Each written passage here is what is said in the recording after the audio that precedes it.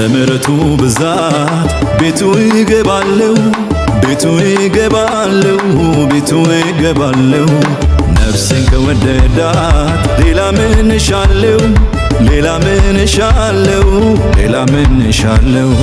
በምሕረቱ ብዛት ቤቱ ይገባለው ቤቱ ይገባለው ቤቱ ይገባለው ነፍሴን ከወደዳት ሌላ ምን እሻለው ሌላ ምን እሻለው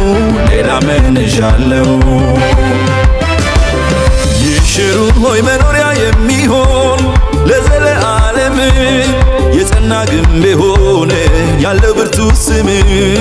እንደ እግዚአብሔር ማንም የለም ማንም የለም ማንም የለም ማንም የለም ይሽሩን ሆይ መኖሪያ የሚሆን